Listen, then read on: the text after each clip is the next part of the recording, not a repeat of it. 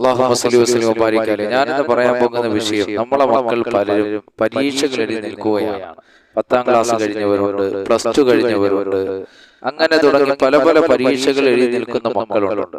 അപ്പോൾ ഞാൻ ഇന്ന് നിങ്ങൾക്ക് പറഞ്ഞുതരാൻ പോകുന്ന വിഷയം, പരീക്ഷ എഴുതി നിൽക്കുന്ന വിദ്യാർത്ഥികൾ അല്ലെങ്കിൽ അവരുടെ മാതാപിതാക്കൾ നല്ല ഇഖ്ലാസോടെ ആത്മാർത്ഥതയോടെ ഈ ദിക്ർ ചൊല്ലിയിട്ട് നിങ്ങൾ ദുആ ചെയ്താൽ ഇൻഷാ അല്ലാഹ് നിങ്ങളുടെ മക്കൾക്ക് നല്ല വിജയം അല്ലാഹു നൽകുന്നതാണ്. പടച്ചവൻ നല്ല വിജയം നൽകുന്നതാണ്.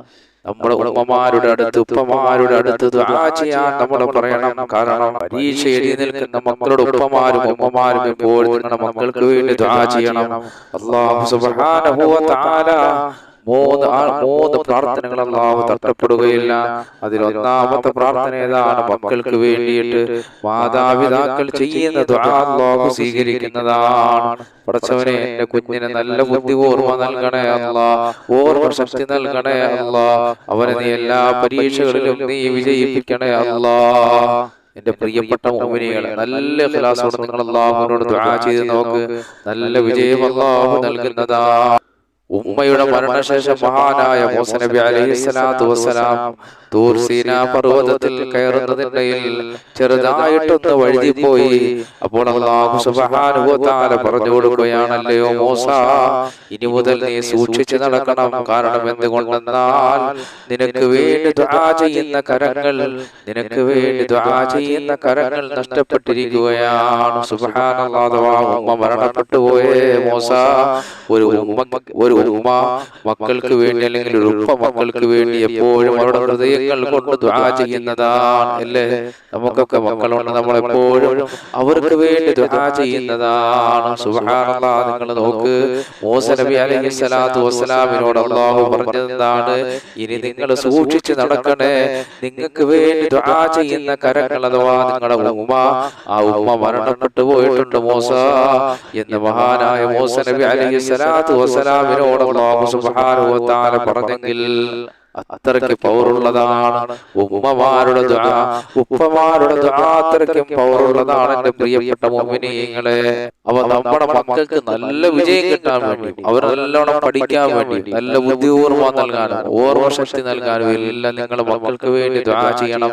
അപ്പൊ ഞാനെന്ന് പറയാൻ പോകുന്ന വിഷയം, നമ്മുടെ മക്കളൊക്കെ പലരും പരീക്ഷകൾ എഴുതി നിൽക്കുന്നവരാണ്. പല പരീക്ഷകൾ എഴുതിയവരുണ്ട്. SSLC പരീക്ഷ എഴുതി നിൽക്കുന്നവരുണ്ട്, 10ാം ക്ലാസ് പരീക്ഷ, അതുപോലെ +1 +2, അങ്ങനെ മുമ്പോട്ട് പോയ ഡിഗ്രി പരീക്ഷകൾ, അങ്ങനെ തുടങ്ങി പല പരീക്ഷകളും എഴുതി നിൽക്കുന്നവരാണ്. നമ്മുടെ മക്കൾ. ഈ ദിക്ർ നിങ്ങൾ ആത്മാർത്ഥതയോടെ നിങ്ങളോ നിങ്ങളുടെ ഉമ്മയോ നിങ്ങളുടെ ഉപ്പയോ ആത്മാർത്ഥമായി ഹൃദയം അല്ലാഹുവിലേക്ക് ബന്ധിച്ചുകൊണ്ട്, അപ്പൊ നമ്മൾ ദിക്ർ ചെല്ലുന്ന സമയത്ത് എപ്പോഴും നമ്മുടെ ഹൃദയം അല്ലാഹുവിലേക്ക് ബന്ധിച്ചുകൊണ്ട് നമ്മൾ ദിക്ർ ചെല്ലണം.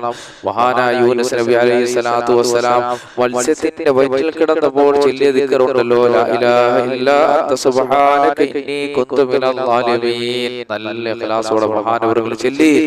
ആ സമയത്ത് അല്ലാഹു സുബ്ഹാനഹു വ തആല ആ ദിക്റിന്റെ പവർ കൊണ്ട് അല്ലാഹു ആ മത്സ്യത്തിന്റെ വയറ്റിൽ നിന്ന് മഹാനവറുകളെ കരക്കി കൊണ്ടുവന്നു എന്നുള്ളതാണ്. എന്റെ പ്രിയപ്പെട്ട മുഅ്മിനീങ്ങളെ, അവ ഉസ്താദ് പറഞ്ഞതിനു വേണ്ടി ദിക്ർ ചെല്ലാതെ നല്ല ഇഖ്ലാസോടെ, അല്ലാഹ് എന്റെ കുഞ്ഞിന് നീ നല്ല വിജയം നൽകണേ അല്ലാഹ്.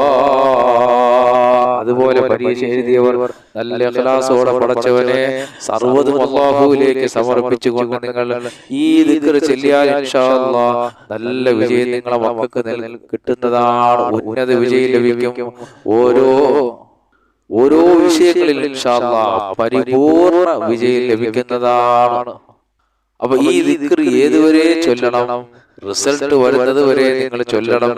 ഏറ്റവും ചൊല്ലാൻ പറ്റിയ സമയം സുബഹി നമസ്കാരത്തിന് ശേഷമാണ്, അല്ലെങ്കിൽ രാത്രി ഉറങ്ങുന്നതിന് മുമ്പാണ്. ആദ്യമായി ഹബീബായ നബി സല്ലല്ലാഹു അലൈഹി വസല്ലം തങ്ങളുടെ മേൽ 3 സലാത്ത് ചൊല്ലണം. അല്ലേ? 3 സലാത്ത് ചൊല്ലിയിട്ട് വേണം നമ്മൾ ചെല്ലാനുള്ളത്. ആ സലാത്ത് ഏതാണ്? അല്ലാഹുമ്മ സല്ലി അലാ സയ്യിദിനാ മുഹമ്മദ് വഅലാ ആലി സയ്യിദിനാ മുഹമ്മദ്. അപ്പോൾ സലാത്ത് നമ്മൾ 3 പ്രാവശ്യം ചൊല്ലിയതിനു ശേഷം സൂറത്തുൽ ഫാത്തിഹ ഒരു തവണ നമ്മൾ പാരായണം ചെയ്യണം. അതിനുശേഷം ഈ ദുആ, ഈ മഹത്തായ ഈ ദിക്ർ നിങ്ങൾ ചൊല്ലണം. ഈ പ്രാർത്ഥന ഞാനത് ചൊല്ലിത്തരാം.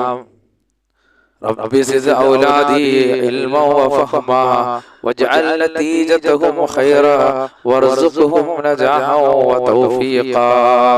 ഈ മഹത്തായ ദുആ ഒരു 33 പ്രാവശ്യം നിങ്ങൾ ചൊല്ലണം. ഒരു 33 പ്രാവശ്യം ഈ ദുആ നിങ്ങൾ ചൊല്ലണം. ഇതിന്റെ അർത്ഥം, അല്ലാഹുവേ, എന്റെ മക്കളുടെ അറിവിലും അവരുടെ മനസ്സിലാക്കലിലും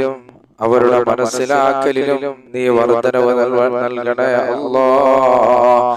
അവരുടെ ഫലം നല്ലതാക്കണേ പടച്ചവനെ. അവർക്ക് നല്ല വിജയം നൽകണേ അല്ലാഹ്.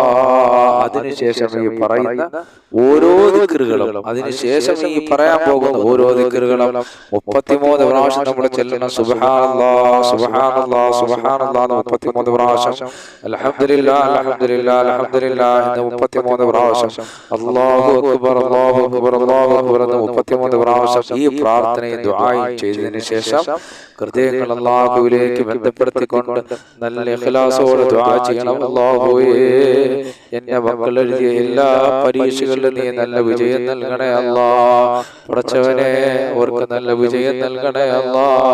അവരുടെ അറിവിൽ നല്ല വർദ്ധനവ് നൽകണേ അല്ലാഹ്. അവർ ഏത് പരീക്ഷകൾ എഴുതിയാലും നീ വിജയം നൽകണേ അല്ലാഹ്. നല്ല നല്ല ഉദ്യോഗസ്ഥന്മാരാക്കണേ അല്ലാഹ്.